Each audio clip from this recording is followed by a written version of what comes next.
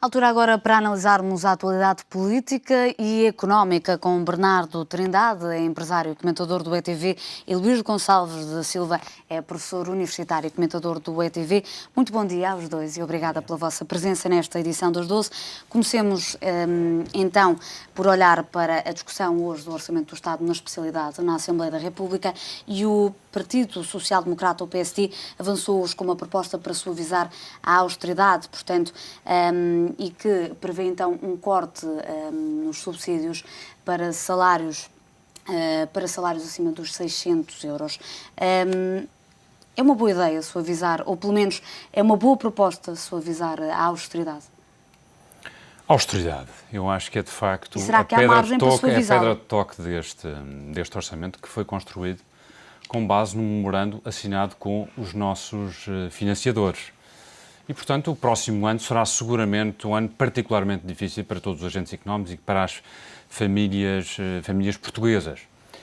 É um orçamento também assente e que se desenvolve, que se desenrola num quadro de profunda recessão económica. Significa isto que tudo aquilo que neste momento temos estimados em termos de receitas fiscais, nomeadamente de IVA e de despesa social, é natural que num quadro de recessão quer a receita seja menor, quer a despesa social seja maior.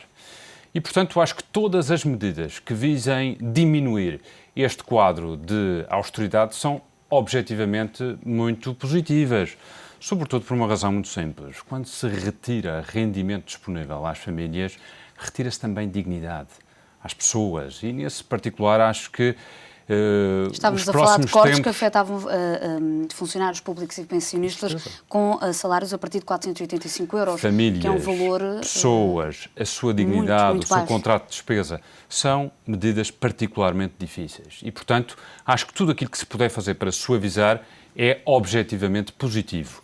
Contudo, eu gostaria de, e porque é um setor que, enfim, na minha experiência profissional passada, tutelei durante 6 anos e meio, não gostaria de deixar de passar a oportunidade para registar a inflexibilidade do Governo relativamente à questão do IVA na restauração.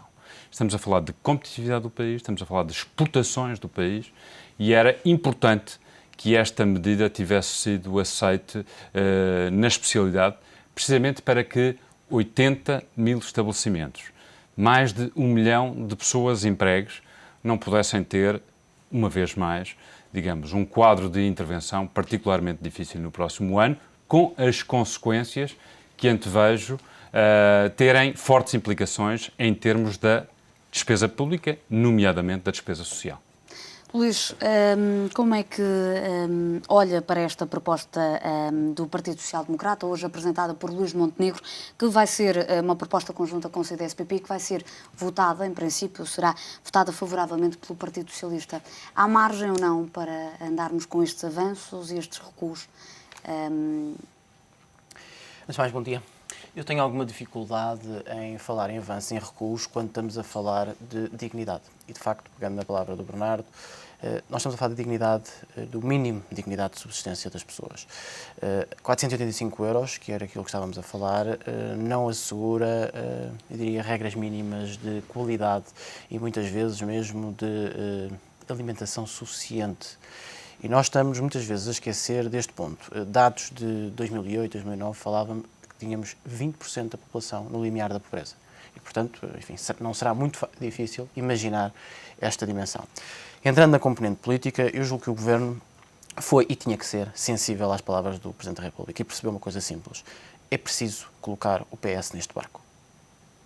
Esta é a forma de o fazer? É a forma de o fazer. Enfim, tentará seguramente uma amplitude maior, o espaço não é muito, o acordo de financiamento é bastante apertado, o Governo está, é verdade, num colete de forças, mas era essencial trazer o PS para o barco, até por uma razão muito simples. A concertação social não tem corrido particularmente bem, devido à greve de 24 de novembro. A rua não vai ser fácil, né? Eu diria, aliás, vai ser muito difícil de controlar e, portanto, o Governo precisa de trazer o outro partido do arco da governação para este desafio. Até por uma razão muito simples. As medidas boas, mesmo as medidas boas, com um grau de conflitualidade muito elevado, não têm nem eficácia nem eficiência. Eu julgo que o Governo está a ser sensível a esse ponto e, enfim, para as pessoas que serão beneficiadas e justamente beneficiadas, caso concretize essa proposta, ainda bem. Olhando agora para a reunião hoje da Concertação Social, os parceiros sociais, cerca de um mês depois, voltam a reunir-se com o Governo para discutirem uma nova versão do documento de trabalho. Quais são as expectativas relativamente a este encontro? Será que finalmente vamos ter a Concertação Social a chegar a um acordo com o Executivo? É importante que o faça. Portugal tem uma tradição no seu quadro político, no pós-25 de Abril, de algumas iniciativas, alguns momentos onde essa concertação foi possível, e é importante, é saudável, sobretudo para o momento em que o país atravessa, que a economia atravessa, que isso venha efetivamente a suceder.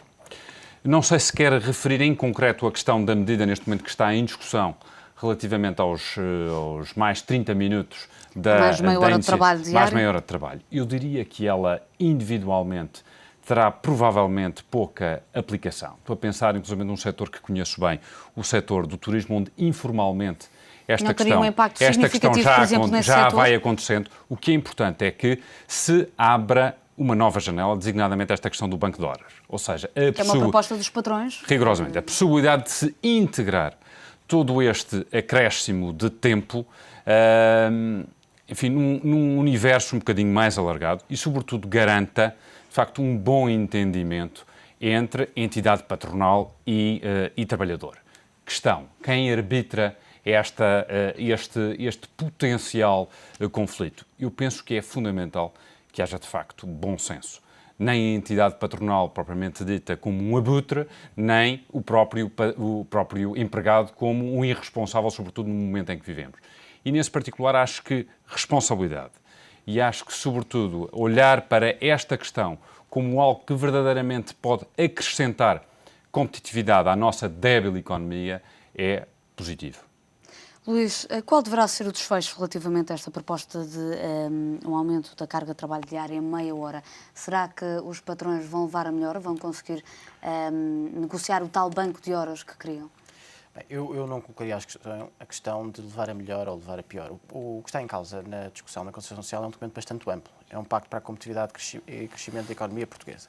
Alguns pontos têm sido, naturalmente, são mais mediáticos. Exatamente, e são mais apetecíveis pela comunicação social, legitimamente. Este é um dos casos dos 30 minutos.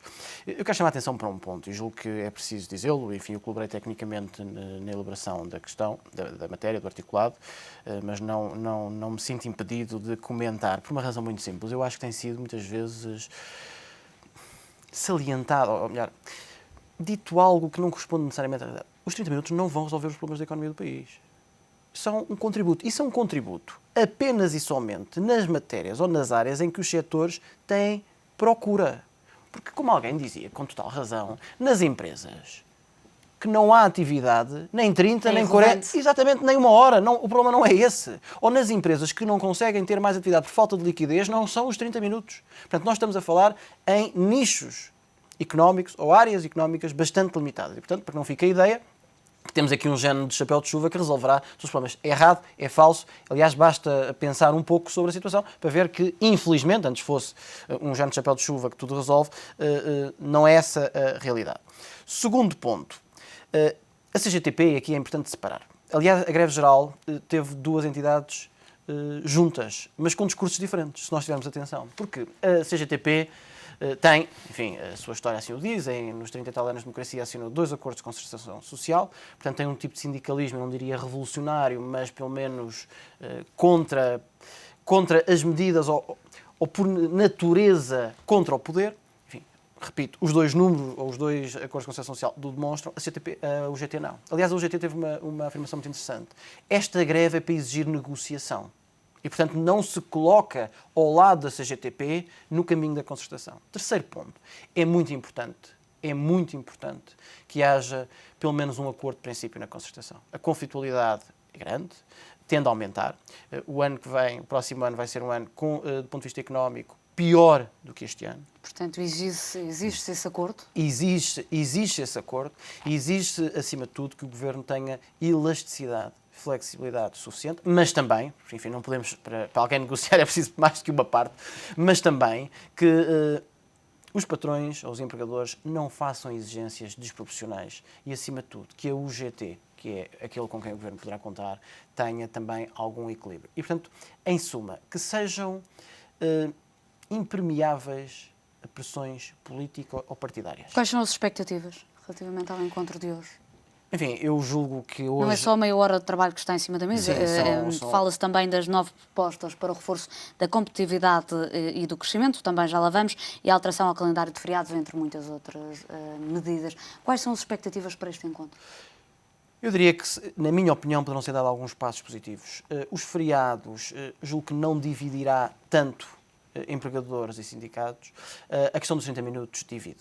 Mas julgo que há, enfim, eu acho que a proposta tem já algumas situações de exclusão, nomeadamente através dos estudantes, grávidas, etc., que poderá permitir algum equilíbrio e alguma atenção social. Ou seja, a exigência de mais tempo de trabalho não abarcar todos os tipos de trabalhadores. Portanto, aquilo que nós vamos pedir a mais aos trabalhadores, ter atenção que alguns, pelas condições, exatamente, pelas condições que estão, não deverão ter esse acréscimo de carga horária.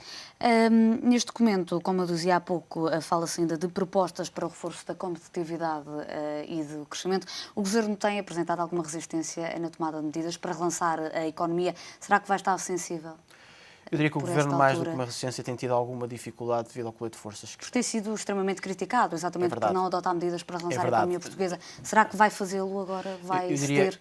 Não se trata um problema de ceder, trata-se pura e simplesmente de equilibrar algumas das medidas que são absolutamente necessárias e que resultam do colete de forças em que está, com um complemento de medidas que, por um lado, olhará para a situação social e, por outro lado, permitirá algum crescimento económico. Já sabemos que para o ano essa situação de crescimento económico, enfim, é uma miragem, infelizmente, porque a recessão estará entre os 2,8% e 3%. Os 3%, portanto, vai ser um ano muito complicado. Vai ser um ano muito complicado, mas julgo que não será tarde, antes pelo contrário, é absolutamente agora que se deverá começar a pensar já em 2013 e 2014. E aí deixe-me chamar a atenção para 2 ou 3 pontos, que são médio e longo prazo e que às vezes esquecemos. Formação.